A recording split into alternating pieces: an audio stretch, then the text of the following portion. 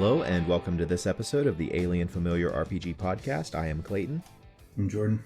I'm Eliot. Before we get started, you can find show notes and more at alienfamiliar.com. You can email us at alienfamiliarmedia@gmail.com.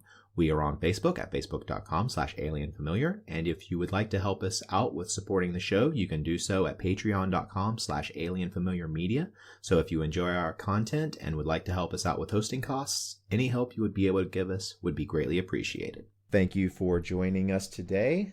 Today we're going to be looking back a bit on the tabletop RPG hobby and talking about bringing back some old school influences that were around at the beginning of D&D and in the very early days of the tabletop RPG hobby, and kind of shaped and molded it into what it became at the time, and seeing how those influences kind of shaped the direction that it has evolved over time. And kind of, well, I wanted to kind of think about some of the ways that the way it used to be done could be brought back into a modern game, how one might translate some of the things that were commonplace back in the day that nowadays it's just not a part of game design, or it's not a part of the general aesthetic that we think of when we think of role-playing games. Whenever I think about like the original style of D&D and other role-playing games, I think a lot about the time in which it happened, and I see a lot of parallels between what was happening at the time and just kind of the general vibe of pop culture at the time in the 70s, and how that was a huge influence on what tabletop games were. Not only pop culture, but also like the different styles of writing and movies and stuff like that really drove home, or really evoked the things that the original creators wanted to put into the game, and make a fun thing that we could all play based on all of these influences. So I think that for the first part of this, I'm just going to be talking about things that were huge influences that I see, that I have gone back and either read or watched or grew up reading and watching. I looked up a lot of the, like, particularly fantasy movies from the 70s and 80s, and I'm amazed at just how many there actually were and how many of them I have actually seen. I hadn't really thought about it in a while, just how many fantasy and sci-fi things came out in my very early years, which would have been the early 80s, and really shaped how I view fantasy. What do you guys think? You're a couple years younger than me. Like, what are your influences? What do you look back on, and how do you see those early days of the tabletop RPG hobby? Go ahead, Jordan. Well, I got started with second edition, and I think I kind of got started on like the second generation of fantasy literature influence, like the post Dungeons and Dragons literature, as far as like what role playing is going to be like the Dragonlance novels and that kind of thing, was the stuff that was like informing how the game is supposed to be when I started. But of course, grew up with Tolkien and all that, so that was there. It wasn't until a few years after I'd started playing D&D that I got into the Stormbringer game and the Stormbringer novels, and then by way of Michael Moorcock, learning about the Conan. I guess I saw the movies first, and then I got into the Robert E. Howard books, and that's when that whole thing opened up for me. And somewhere around in there is also when I learned about Cthulhu and the whole Lovecraft mythos. So that was kind of the progression for me. Yeah, I mean, basically the same. I didn't read much fantasy when I was younger. I read the Dragonlance novels after I started playing D&D and started. I mean, D&D was my crash course into fantasy. When I was a kid, a lot of '80s movies were making their rounds on Saturday and Sunday. I think it was Fox in my area, but I remember a lot of the classic '80s movies that we talk about. I actually saw, unfortunately, edited versions. If you've seen Conan, I missed the good parts. But so when I first got into D&D, I was attracted to the whole thing because I really enjoyed those movies. I found those to be, I don't know, they spoke to me for whatever reason. I remember seeing oh golly, Beastmaster was one that I really loved. But Conan the Barbarian just sticks out. It's one of my favorite movies of all time. All the Conan movies I watched those over the years. And so when I played D&D, I'd been more of a sci-fi person, and Star Trek and Star Wars were kind of my thing. And it would just, to me, it's funny, it was fresh, even though it was really not. I didn't start playing until 3rd edition. Just it was mainly movies that laid a foundation for me to really be pulled in by D&D. And obviously the movies were from the 80s, but this was approaching the 2000s. So, I'm very distantly associated with those earliest of days. Yeah, I was watching the movies as far back as I can remember. Eliot, even though we are probably like 50 or so miles apart, I had the same Fox channel that you were watching, and like in the very early days of that channel, the Saturday and Sunday stuff, like they were just filling time with whatever they had. So they were playing like serials from the 40s and 50s and 60s, and they were playing old movies. They were playing whatever they could get for as cheap as they could get. And there's a lot of stuff from back then that went on to influence Star Wars, and I feel like that was the big kickoff to what eventually became the rise in popularity of fantasy, and subsequently the rise in popularity of Dungeons and Dragons during the 80s. Like that was a huge heyday for fantasy, and also D&D was riding that wave. And I see that as a kind of parallel to what we're seeing right now. There's a huge uptick in fantasy movies, either straight up fantasy or like adaptation of fantasy in one way or another. I would consider the superhero genre to be an adaptation of fantasy, putting it into a modern setting. And I don't think it's a correlation. I think it's a causation that D&D has been surging as geek culture has become a major thing or a major part of pop culture again. One thing I forgot to mention, as far as films and stuff, I'd be totally remiss to not mention all the Ray Harryhausen movies. There's the more recent ones that are like, post D&D, like Clash of the Titans and stuff, but the like Jason and the Argonauts and like the Sinbad movies and some of that stuff. I remember watching that same deal at the same Fox channel that y'all did too. The Saturday morning things. And the Beastmaster as well.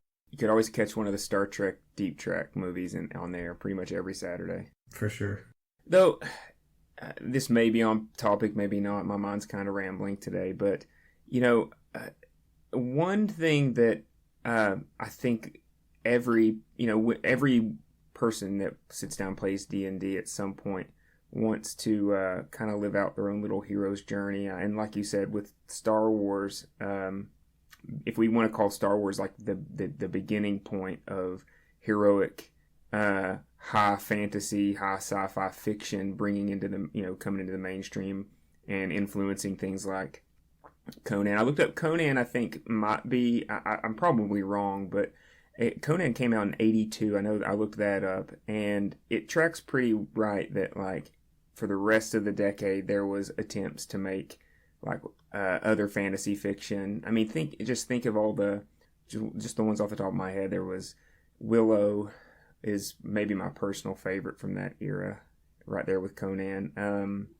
Then you had Beastmaster, you had Dragon Slayer, you had Lady Hawk, you had a series of I was looking it up before the pod. They made a bunch of they made some Arthur movies. It was just everywhere. Yeah, Excalibur was awesome. Yeah, Excalibur, Dragon Slayer, Clash of the Titans, Hawk the Slayer. Those all came out the year before Conan. Oh, did they? Nice. So they were all chasing the same thing. Yeah, but I definitely agree that Conan was probably the pinnacle of that era for putting a fantasy into pop culture, because that was something that everybody was aware of. That was a rated R movie that was beloved by kids. Like, I don't know if you're familiar with the Masters of the Universe, but originally the Masters of the Universe cartoon was going to be a cartoon adaptation of the R-rated Conan movie. I don't think any of that stuff happens if D&D had not been released in 1974 and really taken off for the second half of the decade of the 1970s. I mean, that's like the first golden age of fantasy gaming, like, exploding. And Gary Gygax made a mint in the late 1970s off of this stuff. And the famous, like, mold vase set, the basic Dungeons and Dragons that with the Errol Otis cover that a lot of people recognize, and like the home set's like 1977, and the mold vase basic set comes out in like 1980. First edition player handbook is like 1979 or something like that. Like, right there back to back, you get these huge releases from TSR that are showing up in like bookstores and like normal places that regular people go. And then you see this gigantic wave of fantasy movies take over for the 1980s, coming straight out of that stuff, and also on the heels of Star Wars, obviously. And I think I seem, if I'm not mistaken, we also have to factor in that even though we look back at Tolkien like this huge epic hit, it was kind of a slow burn. I mean, they were released, was it the 50s or the 60s that they released, that Tolkien actually released The Lord of the Rings? Because I know there was a good distance between The Hobbit and The Lord of the Rings, but yeah, I think you're right. I got it. The Lord of the Rings came out in 1954. The Hobbit was 1937. So yeah, you got almost 20 years between the two. But yeah, in the early 70s, of course, Lord of the Rings is catching on with the hippies. Yeah, I'm reading a Tolkien biography right now, and it hasn't gotten to that point yet, how it all worked out. But yeah, if I'm not mistaken, it was not, if not lambasted, but very much just kind of like just kind of barely there, and then it just kind of grew and grew and grew. And I would imagine, all like we're kind of hitting the late 70s, mid 70s. All these things are clicking off for fantasy right then and there. Yeah, and pulp, like novels and stuff like soft sci-fi and fantasy were getting really big at the time. There was a little book, you might have heard of it. It's called Dune, I think. It came out in the late 60s. Oh yeah, I think I've heard of it. Yeah, I think a few people have heard of it by now. But there was like all of these authors coming up with stuff that kind of blurred science and fantasy. Heinlein, Arthur C. Clarke, Isaac Asimov, Moorcock, Jack Vance, all of these people were pretty much at their height. Like, pulp fiction was really at its height kind of in that era as well. And a lot of the ideas that were put into those books became translated into D&D. Like, Jordan, you were talking about earlier, the Elric stuff. Like, the alignment system is based on Moorcock more than anything. It's partly that, and Michael Moorcock, I think, stole that. Well, I don't know about stole, but borrowed and elaborated on the Paul Anderson stuff. So I think that if I'm not mistaken, I want to say is Paul Anderson, where the law chaos thing starts. I could be wrong. Let me double check that. Yeah, so when we were discussing this topic, we chatted about it a little bit here. To kind of move this toward, I'm really curious to get to this part of the conversation if you intended it like this, Clayton. But so are we under the assumption that current D&D 5th edition and the direction that the game is going is moving away from some of those source materials in, say, theme and mechanic? Is that kind of the vibe I'm getting from the topic, or are we just reminiscing here about how awesome the 80s was for fantasy? Well, we're kind of reminiscing, but I do want to kind of go into what is this thing that we are actually reminiscing about, because we're not just talking about movies. There's something more. We're not just talking about movies and books. There's something about them that was in the early games that was incorporated and basically steered play in one way or another. From what I've played and from what I've read about the play back then, there is this weird dichotomy between kind of a seriousness in the material, like everything, like a lot of stuff was taken seriously in the game, but whenever you were sitting around playing it, everything was camp. Like the characters themselves were taken seriously, the characters in the stories were serious, but everybody, all of the players knew that there were jokes, that it was definitely we're here to have fun. But if we were to look at this from our character's perspective, all of the stuff that's happening would be absolutely horrible and miserable. I think you're right. I think there's definitely like a dark sense of humor to it, like a sort of a gallows humor in some cases.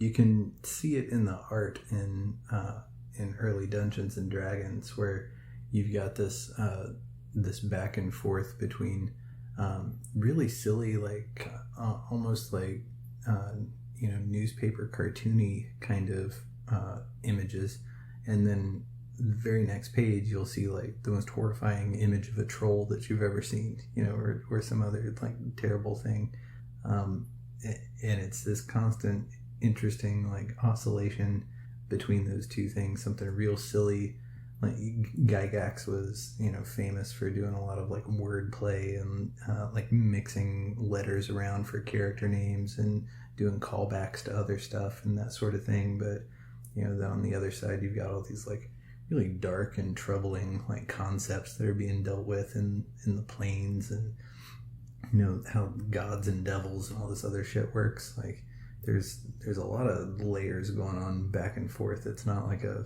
monotonal kind of experience.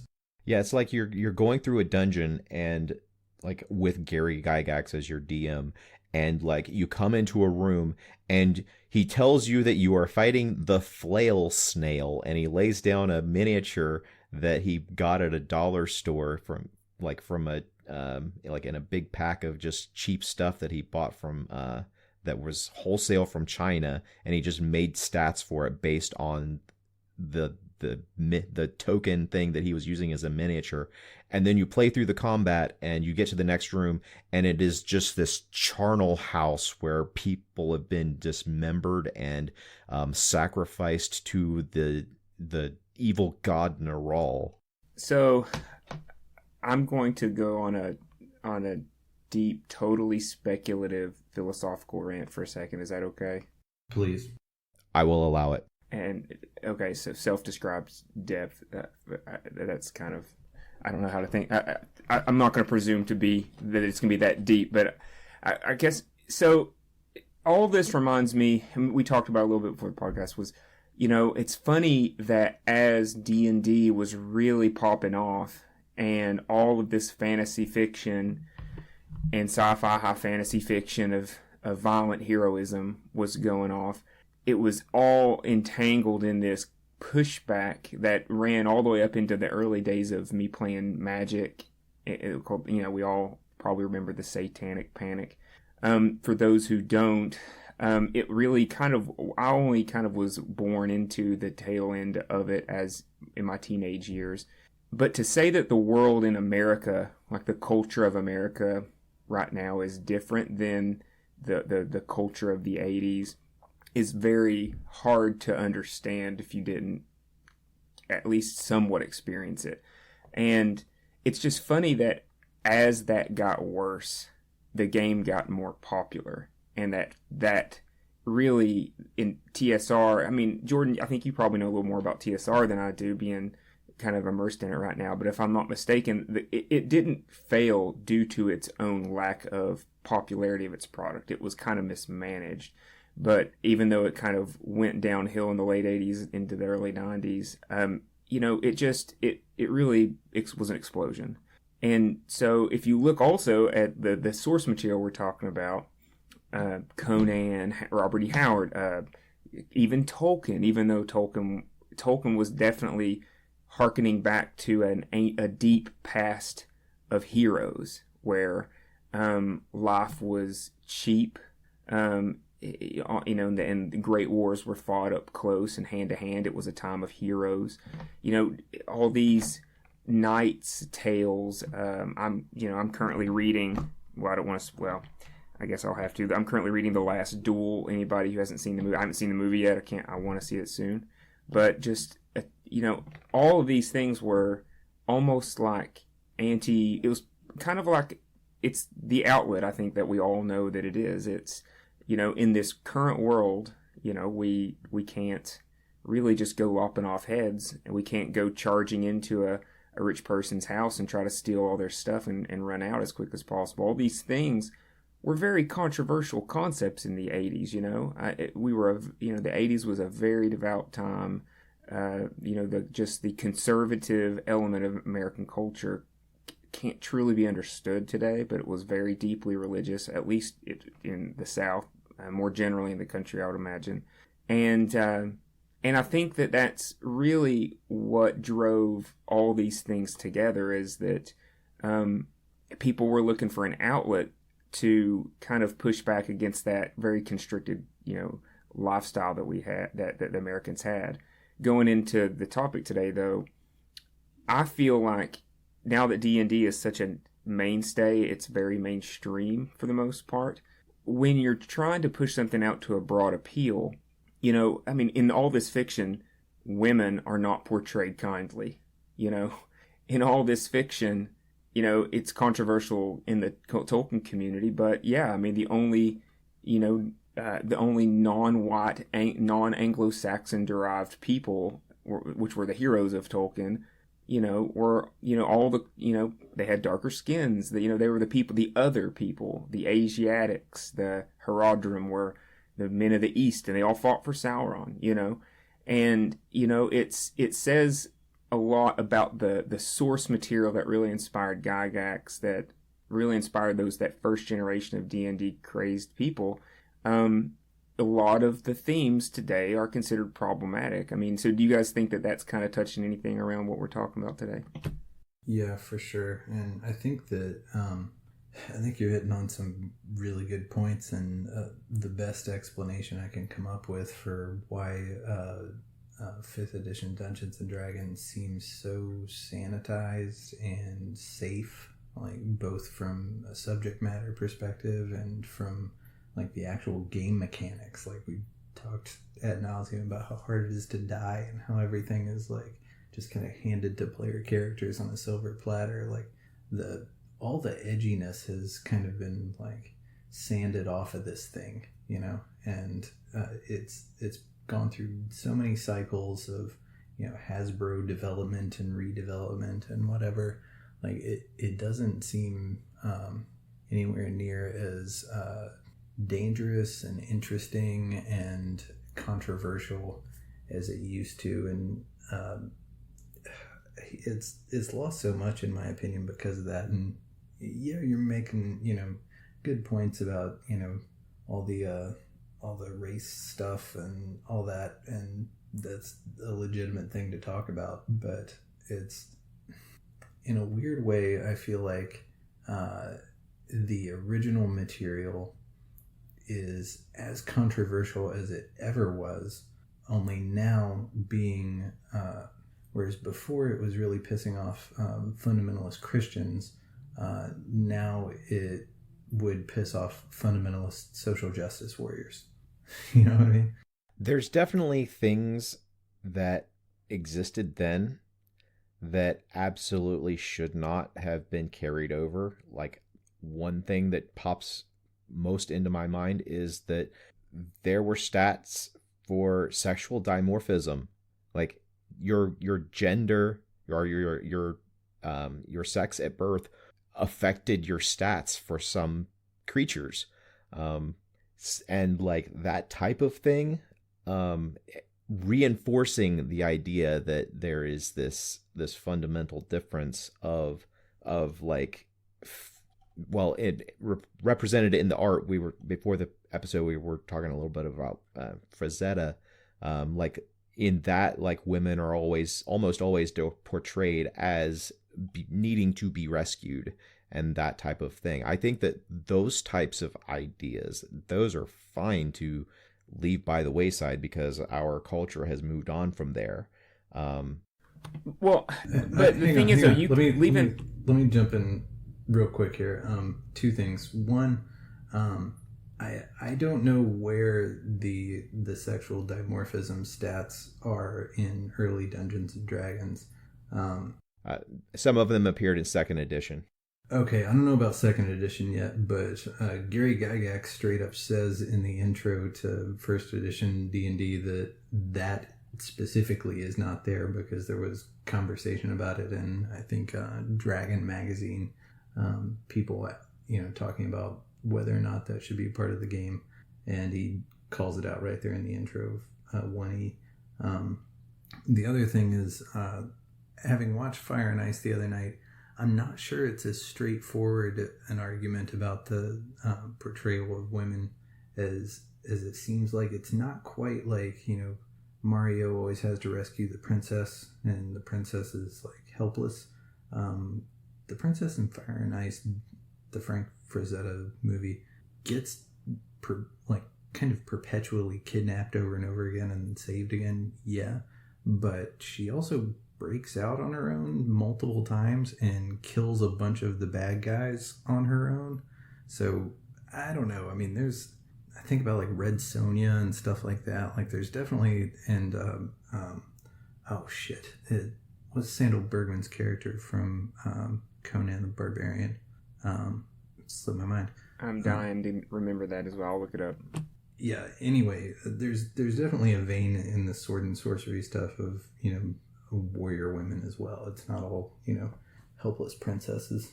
Well, and not to make this a conversation about the portrayal of women in fantasy, because I certainly don't feel well versed enough.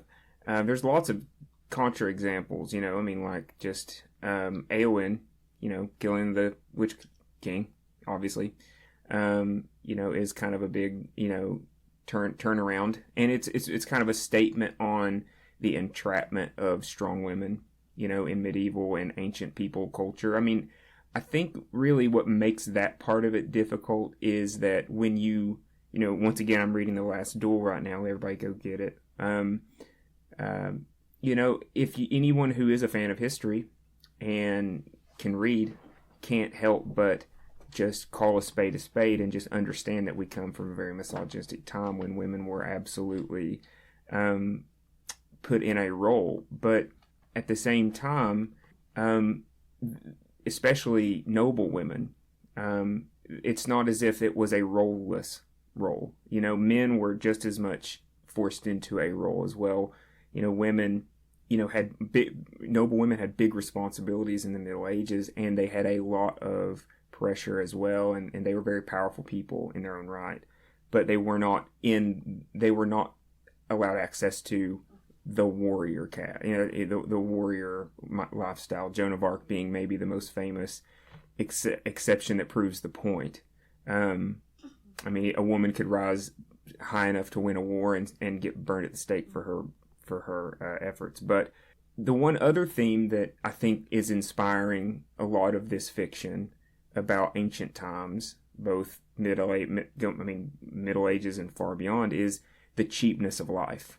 And I think now that we're playing through a very early edition of D&D, I understand now why it was a slaughter fest, why all the old heads really reminisced about it, those days, is because, I think that they were clearly making an effort in the early games coming from wargaming, where wargaming is literally just, imagining that you're in control of these huge classic battles that were super deadly. Your characters could die very easily because that was part of the source material from which they drew, and that was a part of it being exciting. And to say nothing about the race or the gender issues, that is to me probably the thing that is most. The efforts have been made to push that into push that part out of the game for obvious reasons. I mean, how many dudes do we have in our control? 100 in your game, Jordan? Right now we have a game where we've got 100 hirelings, and they just die left and right. Yeah, for sure. And you see that in the fiction, in all different versions of it, in the fight scenes a lot. Like, Conan will just absolutely wail through a crowd of bad guys, like no problem, left and right, just killing. And I think that's one of the things that, at least in my mind, sets the sword and sorcery subgenre of fantasy apart from something that might be more like Arthurian. Like, you don't see long drawn out duels, things like that. No chivalry. Yeah, no chivalry. Very little, honor in combat at all. And so the body count gets huge, and the motives of the protagonists. Like Conan's not a good guy. There's not a good guy in the Conan books. At best, he's some kind of, selfishly oriented neutral. And it's not about that, it doesn't have that Tolkien Catholic baggage, where all your behavior has to be justified, to some higher power. Like, when that does come up in that stuff, like in Elric, it's framed as law and chaos, and the struggle is against, destiny. It's against, it's some kind of struggle to have a personal freedom. It's not a struggle for good. It's, self-motivation. So we've talked a couple of times now, just kind of about the cheapness of life being a thing from the older editions of the game that really has not been translated, or really didn't continue onward as we moved away from our characters being leaders of groups of people to what it is now, where essentially your character and the player characters are the entirety of the group of people who are going out and doing this thing that is adventuring or having adventures happen around them. I would also say that another big change has just been the amount of magic that is at the beck and call of any particular character. Like, Jordan, in your game, I am playing a magic user, and I have cast, let's see, have I cast a spell yet? We're like 3 or 4 sessions into the campaign. I don't think I have cast a spell yet. And like, we have some magic items. We started off with some magic items, but I'm surprised at just how low magic this setting is compared to what the baseline of what D&D and a lot of other game systems are nowadays. Yeah, I think infinite cantrips ruined Dungeons and Dragons. I liked cantrips when they showed up in, a limited quantity as an idea like that. But just the idea that a human being can shoot an infinite number of fire bolts just all day long, like, you're not playing magic. You're not playing a wizard. You're playing a superhero at that point. Like, that's what Cyclops does. That's what Human Torch does. That's what, these kinds of things. Like, it's a completely different flavor. And it's also what Harry Potter does with his wand. Well, I mean, and that's a good point. I mean, one could argue, or maybe someone on the other side could argue that maybe, really D&D is just kind of growing with the genre in general, because fantasy, like it or not, personally, I love Harry Potter. Harry Potter is the most successful fantasy series of books. They outsell Tolkien. And they're on top. So I guess the question is, should Dungeons and Dragons be something that chases after whatever the most commercially successful version of fantasy is currently, or should it be its own kind of thing? I feel like the version that we're playing right now is very influenced. It's very, there's been a lot of market research, and there's been design decisions based on that. I'm sure this is a very data-driven product these days, as they say. I feel like a lot of the original flavor that made it something unique, at this point it's been inherited. Like, I don't see a lot in the new D&D stuff that feels like it's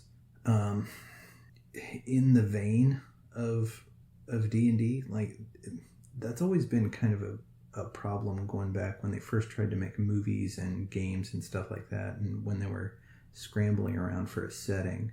I've read a lot about this from the origins of Greyhawk as Gary Gygax's setting, and then you can kind of tell with the Dungeons and Dragons cartoon how it's sort of this just like locationless sort of mishmash of D&D ideas that is like vaguely Greyhawk oriented in some way, but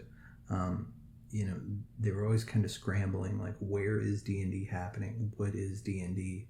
How is it separate? Because you had Star Trek, you had Star Wars, blah blah blah.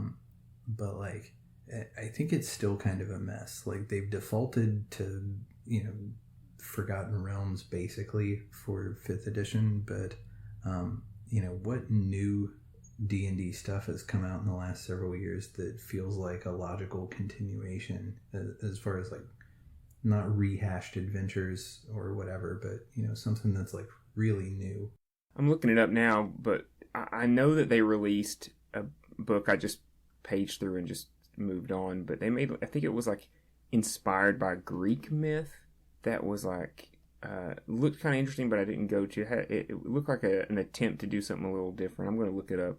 Odyssey of Theros, I think, or something similar to that name. Yeah, I'm still looking. Yep, it's Mythic Odysseys of Theros. I mean, maybe people are playing it and we're just not the cool kids. It looks like it came out in 2020 digital. Yeah, but that's based on a Magic the Gathering camp or setting. Like, it's still, even though it was one of the new settings for D&D, it wasn't in and of itself a new setting. That's something I'm very surprised that we are this far into 5th edition and we haven't had a new setting yet.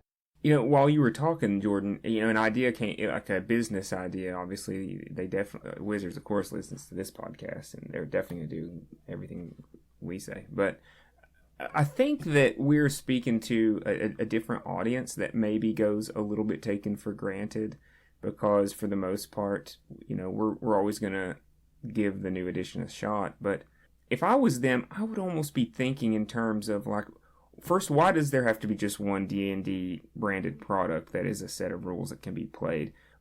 It would be cool to see them release something like, call it like a D&D classic or something like, call it something like that. That isn't necessarily a reprint of an old system, but just a new rule set that could even be very abbreviated. It doesn't have to be like their main product line, but like something that as they're making this new system, they make it compatible with this other, more intentionally messy, intentionally throwback in its kind of rule set, maybe even in its art. and its storylines very dungeon heavy.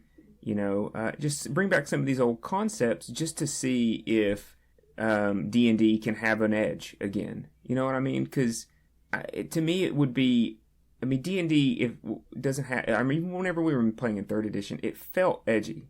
Like I felt like I was playing something like that I needed to put away from my parents. You know what I mean? Like I don't know that kids who play D&D who are young are necessarily like hiding their books, but I definitely like kept my books to myself. You know what I mean? I know exactly what you mean. I grew up with fundamentalist parents, and I had to like basically smuggle anything D&D related into and out of my house. Yeah, that was the entire way that I grew up with this stuff. And you're right about the 80s. Like, people don't give a shit about any of that stuff anymore. Christianity has just collapsed as a strong ideology in that sense. Like, it's much more into, more real world concerns of, terrorism and mass shootings and that sort of stuff. Like, that's what people worry about now, like real things. But things were like so easy, especially for white suburban America in the 80s and 90s, that it was all like, the Satanists in the cemetery, like whatever kind of stupid shit someone's coming up with.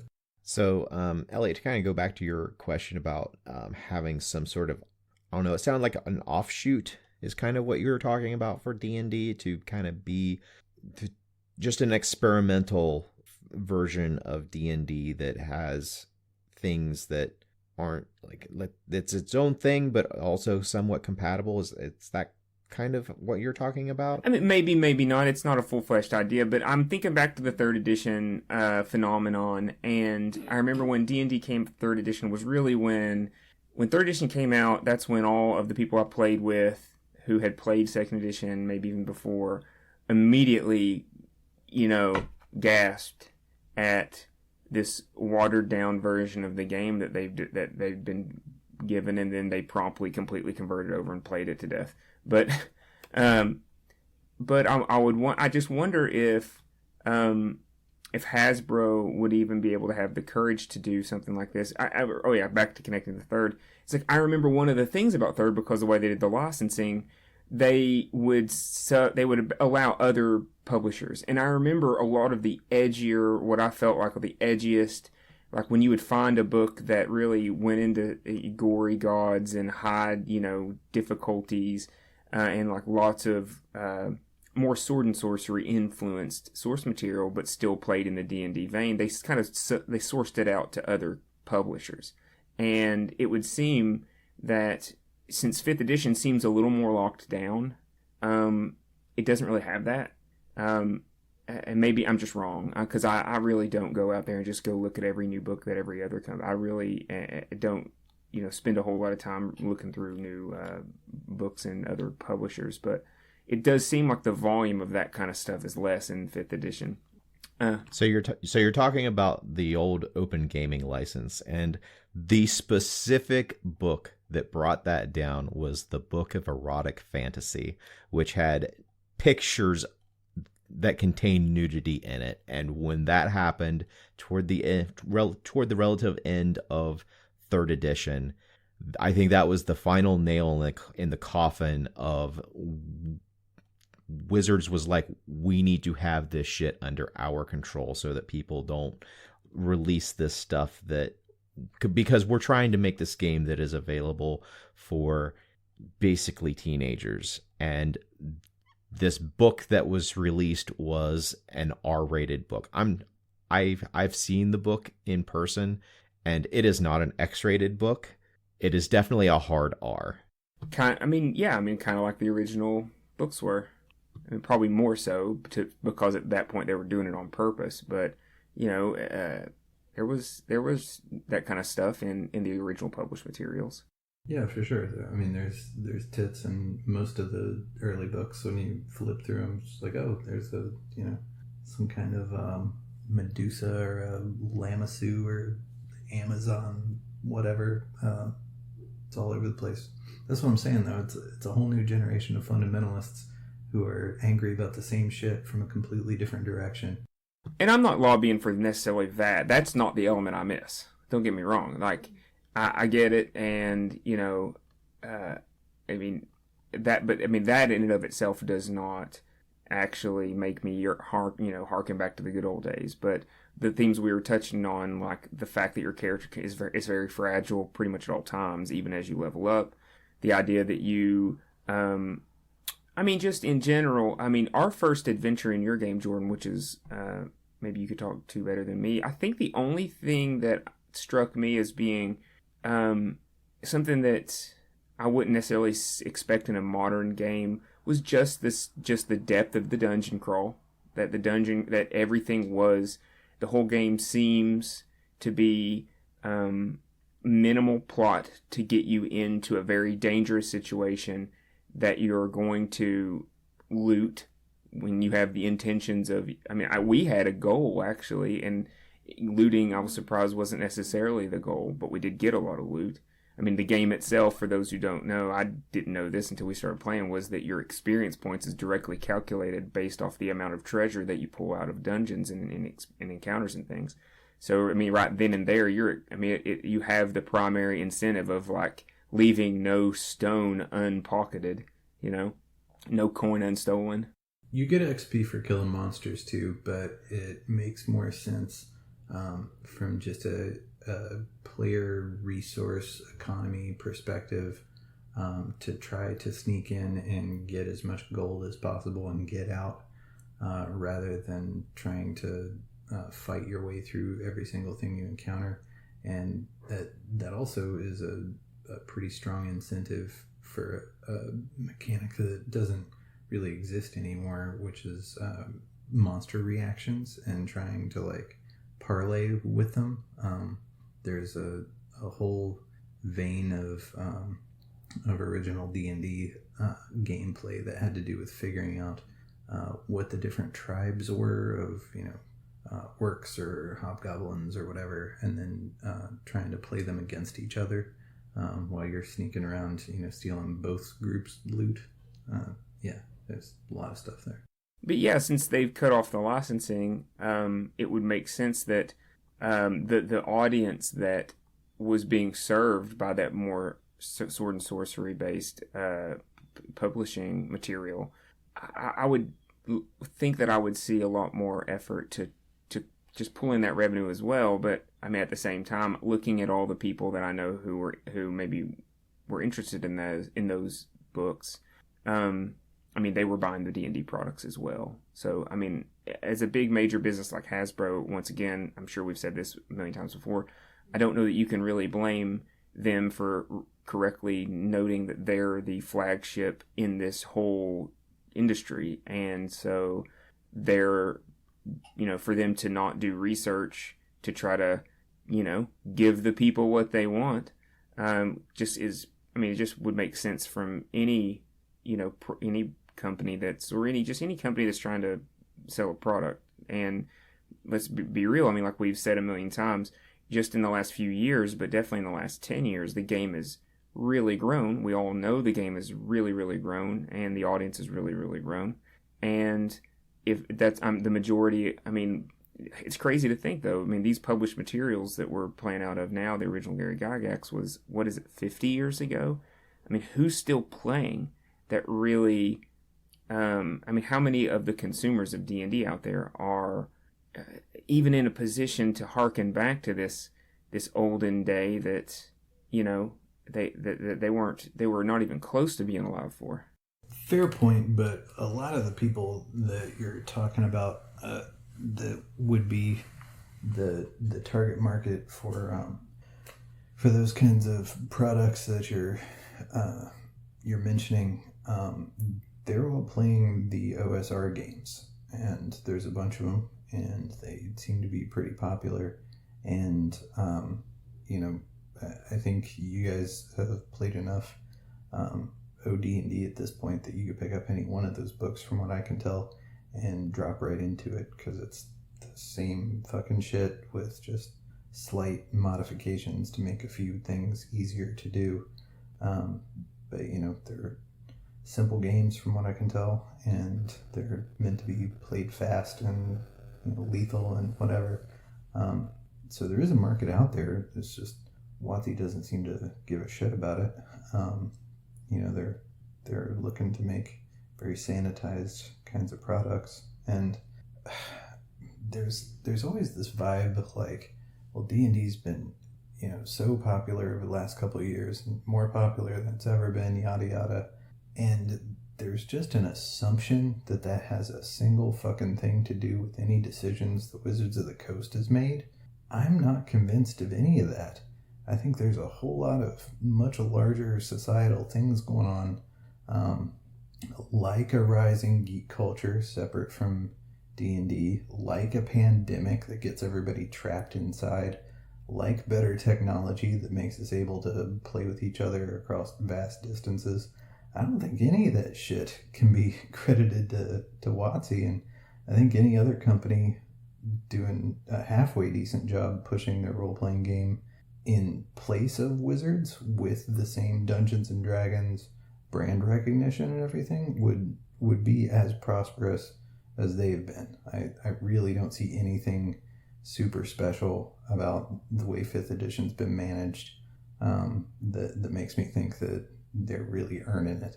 Clayton, what would you like? What would be the one thing that we've talked about through this conversation that you think could be or should be incorporated into any future versions of the game, just for fun?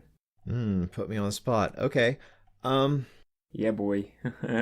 I think that with all of the things that we know about Wizards of the Coast and their parent company Hasbro, and the goal of their presentation of D&D, I think Jordan hit the point that should be how we would go about recapturing like some of these feelings, and that is to be the people who proselytize the things that aren't Dungeons and Dragons 5th edition, that actually do these things that we are complaining about no longer exist, or that have found a way of doing it in a way that better suits our style of play.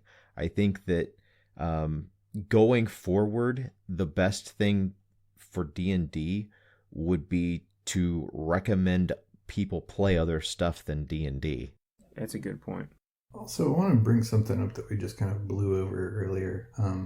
I'd like to talk a little bit about the art of the game and what that does to introduce players to what the game is about, set the tone. It's the whole vibe of the game.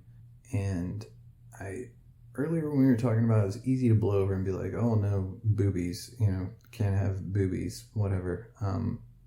If it's because Jesus is watching, or if it's because, someone's going to be offended, whatever reason, can't have that.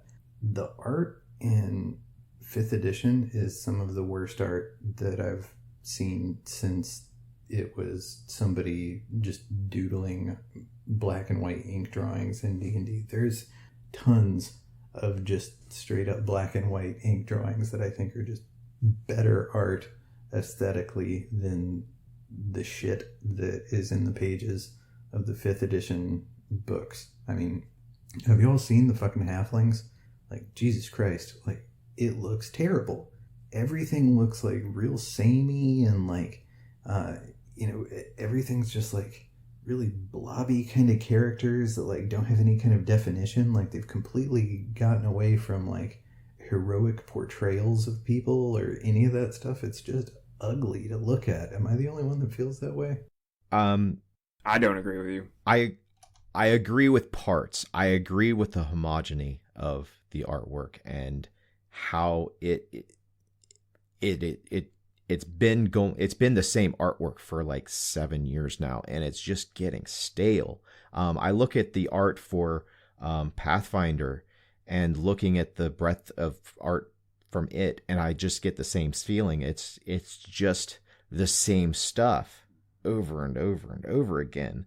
Like, I look back at particularly 2nd edition, where each campaign setting had a dramatic and drastic difference in art style. Like, you can look at a picture, and just looking at the picture, you can tell whether the world is the Forgotten Realms, Planescape, Dark Sun, Al-Qadim, or Spelljammer or any of the other settings that they had. You can tell with just taking a look at a very small piece of art what exactly that is from. You cannot do that with 5th edition stuff. Like, you could take a picture from an unlabeled picture from Curse of Strahd and compare it to a picture from pretty much any other book, and have them guess whether or not they were from the same source book. And most people, unless they knew all of the artwork, they probably wouldn't be able to tell you if they were from the same work or whether they were from completely different settings. Well, though there's a lot of what you just said that I agree with. I personally don't take a lot of it doesn't bother me that they keep a theme or an art style in line. I mean, I don't know anything about how it was made back in the day. What you're describing strikes me a whole lot as they just had a big stable of artists because they weren't the biggest fish in town, and you could never. I'm sure there's a variety of artists. I'm sure there's still a variety of artists, but I would imagine that they command a lot more. I'm sure they set down a lot more parameters and have a set. Color. I'm looking at a breakdown of all the books now, and I may be wrong, but I definitely get the impression there's a color scheme that they provide to their artists. Because they all have a particular. They all seem to coexist well together on a table. But that being said, man, the Curse of Strahd cover, it's sick. It's a sick picture. It's just a really cool portrait of Strahd. He looks badass. If you look at the Monster Manual cover, it's super Sword and Sorcery vibes, man. It doesn't get much more D&D than a gigantic beholder with a lightning crack in the background about to consume a bunch of fools. And you can go on and on. The weakest one in my mind is the Player's Handbook, but it's still an epic picture of a dude fighting a troll or a giant. Just over and over again. The cover art, which, I understand the internal art making a difference to some people, but the cover art's the most important. I think they're really on point in 5th edition. I personally like the style, and that is not a complaint of mine. I personally think the 5th edition books in general are very beautiful. The cover art's not what I'm talking about. It's the internal art, and it's the kinds of characters that they're showing. It's the stuff that they're doing. It's the way that they draw them. And Clayton's right. If you look at the Brahm stuff from Dark Sun, you look at the Tony Ditterlizzi stuff, from Planescape. There was really cool shit, and there's all the legendary stuff from Kryn, and there's some Faerun stuff I like too. But the stuff now, it looks like the same dude did all of it, and I think you're probably right, Eliot. I think they gave him a very strict style guide, a strict palette, and all that kind of shit. And when I'm scanning through these pages and stuff, it's just the same fucking nonsense. None of these characters jump out to me in any way. At least in 3rd edition, they had kind of the party of characters that it's just sort of assumed that you might be playing if you're playing a starter set or whatever, and they'd show up regularly. I don't see any of that here. I don't see anything that is particularly imaginative going on. Nothing is really evoking adventure. It's just the most stock boring shit. 3rd edition started this. I know what you're saying now, and I think I'm getting close to agreeing with you. I think I know what you mean. I was leafing through the 3rd edition Forgotten Realms book, and there was something about the art design in it. I love, personally, if anybody who just likes a good D&D book, I really love that book. The maps are incredible. But, they're definitely from the, Photoshop generation of art. I'd be surprised if any of these were paintings.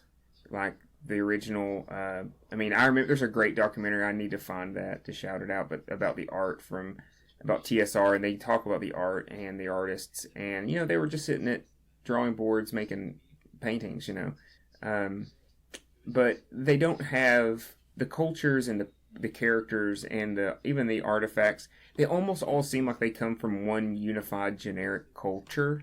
That's just this generic high fantasy culture. Whereas to me, that's that's one thing I really loved about Howard and Tolkien, is that each time you met a new character, they were from different places. Like, elves were elves, and that was very different from humans, and humans were very different from, Gondorians were very different than, the Hobbit men up in Bree. You know what I mean? There was cultural uniqueness to each, and I don't think they're really putting any emphasis on that. And even in that old book where they really broke down every subset of every different place in the Forgotten Realms, they all just kind of felt like they knew each other. You know what I mean?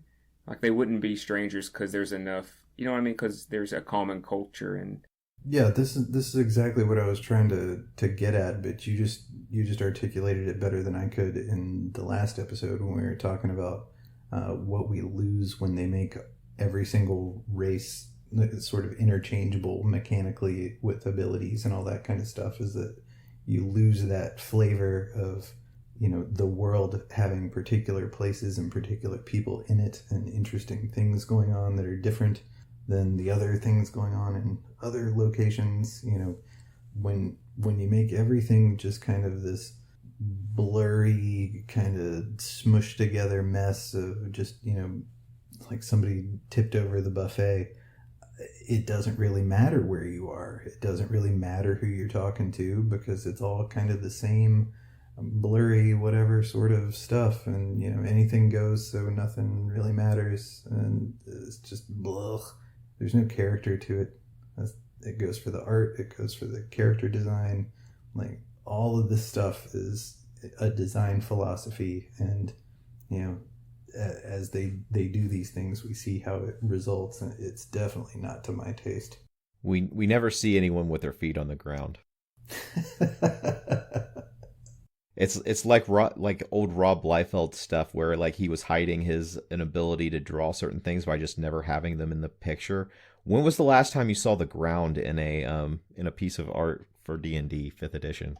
Yeah, for sure. Well, I've pulled up D&D 5e books, and just judging by covers of just all these images spread out, I can't find a single foot. Where's all the feet? They're not even hiding behind thighs the way that Rob Liefeld does it. Well, they were trying to take feet out of 5th edition.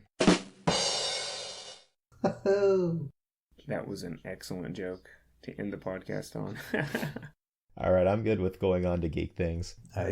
And my first geek thing is artbreeder.com. We've been talking about art, and this was not planned that my geek thing was about art as well. But if you guys are familiar with the software that basically blends faces together so that you can like take two people and kind of make a third person, like some websites like try to bill it as like, this is what your child might look like if the two of you had children, or stuff like that. Well, this site is designed to do the same things, only with two different pictures. And it's a lot of fun to do. Throw two pictures that, if you want to create a unique picture for a character for your game, and you've got a couple of pictures that are kind of close, throw it into Artbreeder and hit some make some adjustments to the algorithm that causes the pictures to bleed together, and you could very likely come up with a unique piece of artwork that you can use for your character. That sounds really cool.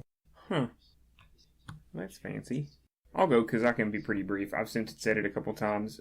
I picked up the actual book, The Last Duel, which the movie is based off of, and I'm a history book nerd, and it's a great history book because it's not just about the story of these two rival nobles.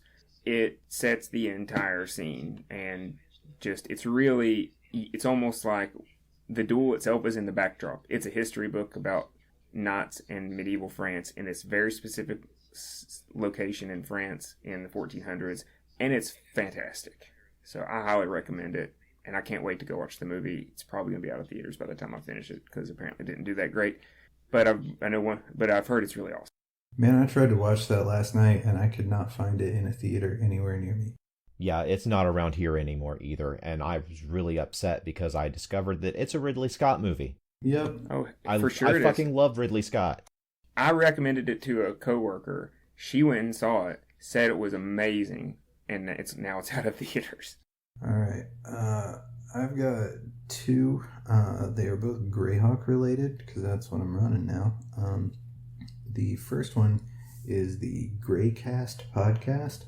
They're only 10 episodes in at this point, but they are doing a really good job of covering Greyhawk so far. They've got particular locations that they'll do, kind of a deep dive on. They've got interviews with a couple of people. They talked about the Greyhawk novels. They go into Appendix N and the literary influences of Greyhawk in one episode. Really good stuff. So yeah, check out the Greycast podcast. The other thing is an artist and cartographer named Anna B. Meyer, Meyer. She makes, bar none, the best fantasy maps that I've ever seen. I'm using her map of the Flanace pretty much exclusively for this Greyhawk campaign I'm running.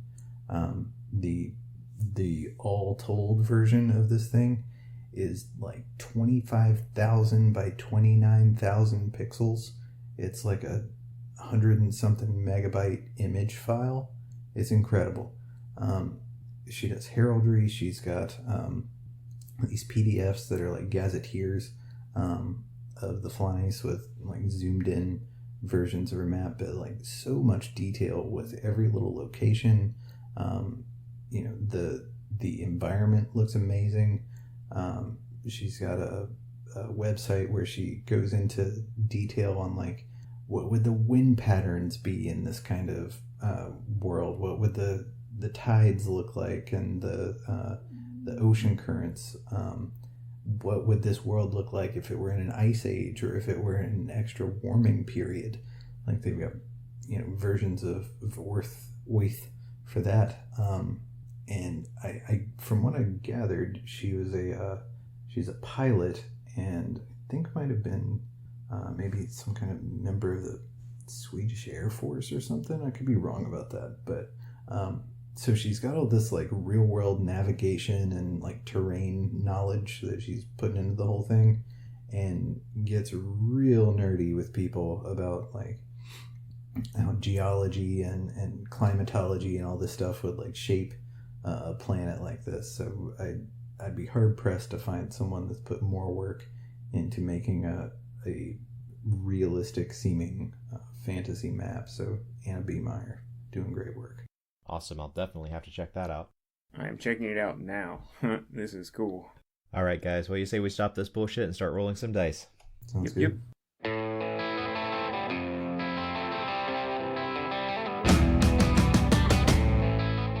This has been a production of Alien Familiar Media.